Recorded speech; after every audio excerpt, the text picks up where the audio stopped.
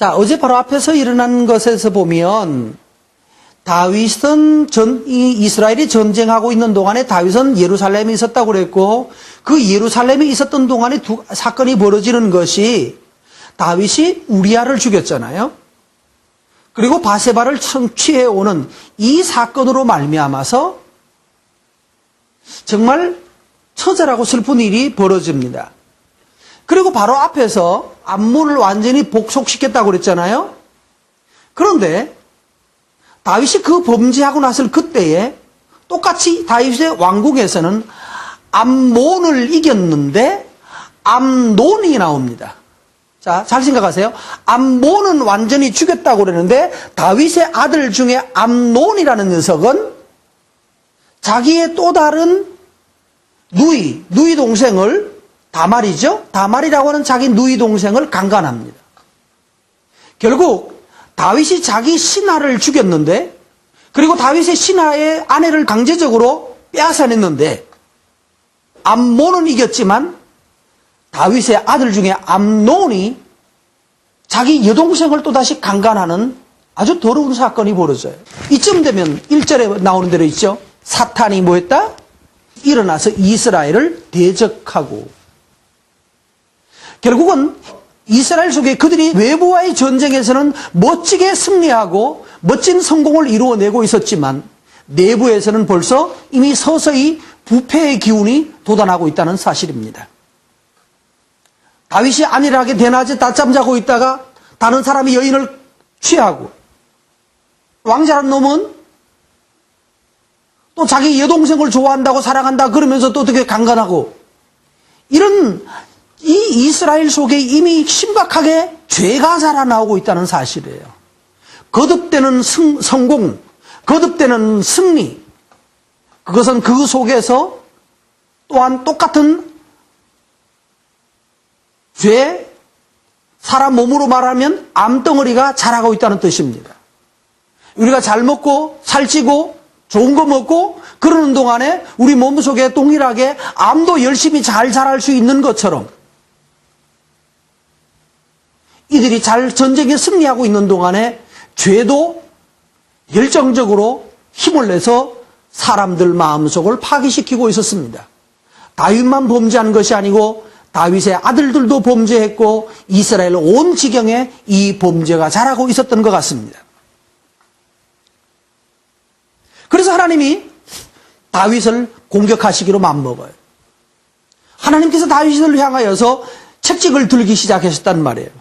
그래서 사탄이 일어나서 이스라엘을 대적했다. 다윗을 대적했다가 아니라 이스라엘을 대적했다라고 말함으로써 하나님께서 이 이스라엘 전체에 대하여 징계하시게 되었다는 말입니다.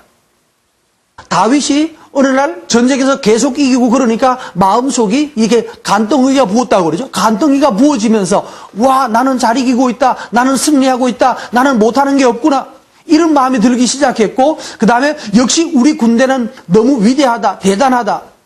이런 마음이 들면서 우리 군대가 도대체 얼마나 되는지 한번 헤아려보고 싶은 마음이 들어서 장군 총사령관 요압을 보고 가서 우리 군대가 얼마나 되는지 헤아리라고. 그 계수하라고 그래요. 수를 헤아려. 그런데 그때 요압이 반대를 합니다. 이때는 요압이 훨씬 더 다윗보다 믿음이 좋았던 것 같아요. 왕이요, 지금보다 우리나라가 100배나 더 커지도록 하나님이 축복하실 것입니다. 그런데 왜 숫자를 헤아리는 게 왜 중요합니까? 지금까지 전쟁에서 하나님이 승리하게 하셨는데 우리가 우리의 군사력을 파악하는 것보다 하나님 안에서 성결한 것이 우선이지 않습니까? 뭐 이런 투로 다윗에게 하지 맙시다라고 반대를 하는데, 그런데 이 다윗은 뭐라고 하는가 하면 호통을 치면서 명령이다, 실행하라고. 그랬더니만은 요압이 보고를 합니다. 실제로 수요를 세워가지고 보고를 하는데, 오늘 이 역대상 성경에 보면 몇 명이라고 그러나요? 칼을 뺄 만한 자가 110만 명이라고 돼 있죠. 유다 중에서 칼을 뺄 만한 자가 47만 명이다 이렇게 되어 있습니다. 두 개의 보고서가 나와요. 어느 것이 더 정확한지는 모르겠지만 사무엘상에 가보면 80만 명이라고 그래요. 80만 명이고 유다 지파가 50만 명. 전체가 80만 명이고 유다가 50만 명입니다. 라는 보고서도 있고, 또 여기서는, 역대상에서는 110만 명인데 그 중에 유다 백성이 47만 명입니다. 뭔가 지금 성경에는 허위라고 그랬죠. 거짓 보고서를 올렸단 말이에요. 다윗이 요구하는 것이 하나님이 원하시는 것이 아닌 줄 알았던 요압은 가짜 보고서를 만들어서 올렸어요. 그래서 아마 2개의 보고서가 있는 모양이에요. 실제로 얼마인지는 잘 모르겠습니다. 그러나 분명한 것은 이 마음 속에 허황된 마음과 성공에 대한 자기 도취가 많이 심해졌다는 것을 볼 수가 있습니다. 7절 말씀 보십시오. 거듭되는 승리, 잘 되는 일, 잘 버는 돈, 이러면 사람의 마음이 악해지고 또한 타락하게 되는데 7절 말씀, 이 일을 하나님이 악하게 여기셔서 이스라엘을 치신다라고 말합니다. 하나님께서 이스라엘을 공격하시기 시작했습니다. 그래서 9절 말씀에 보면 갓이라는 선지자가 다윗한테 가서 고발을 합니다. 하나님께서 당신을 치신다고 합니다. 하나님이 당신에게 3가지 방법으로 치려고 하는데 그 중에 하나 선택하시오라고 말합니다. 첫 번째로는 3년 동안 이 땅 전체에 기근이 들게 할까요? 아니면 3달 동안 적에게 쫓겨서 돌아다니게 할까요? 아니면 3일 동안 전염병을 하는 게 낫겠습니까? 3개 중에 하나 고르시오라고 다윗에게 요청을 합니다. 자, 여러분에게 묻겠습니다. 3일 전염병이 낫겠습니까? 3달 동안 적에게 쫓겨다니는 것이 낫겠습니까? 적에게 전쟁에서 지는 거예요. 이때까지 전쟁에서 승리했는데 3달 동안은 적에게 지는 게 낫겠습니까? 아니면 3년 동안 기근을 하실래요? 비가 오지 않게 하실까요? 3개 중에 고르라고 그래요. 여러분 뭐가 낫겠어요? 참 생각하기 애매합니다.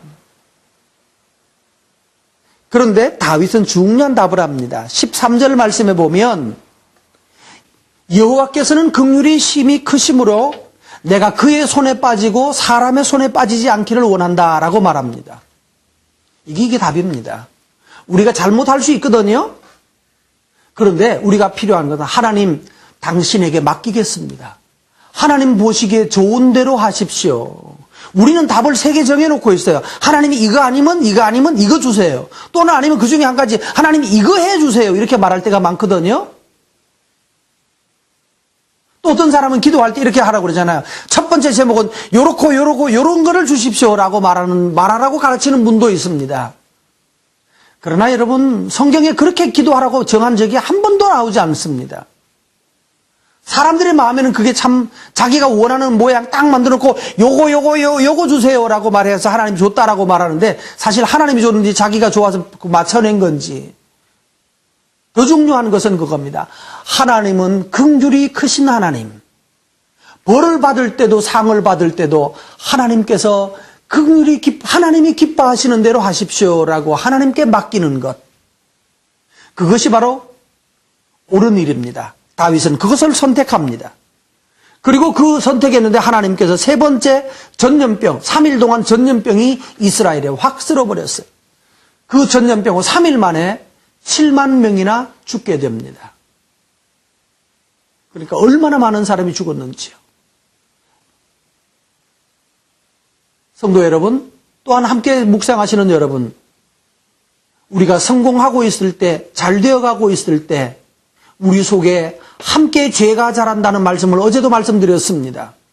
그 죄가 장성하면 결국은 이와 같이 엄청나게 노력해서 준비하고 대단한 성공을 거뒀다라고 말하는 것이 하나님이 3일만 휩쓸어버리면 3일만 하나님께서 벌하시면 그 모든 것이 하루아침에도 다 날아갈 수 있다는 사실을 기억하십시오. 하나님 앞에 겸손하지 않으면 우리의 승리는 한순간에 없어지는 아침 안개와 같은 것입니다. 지혜를 얻으시기 바랍니다.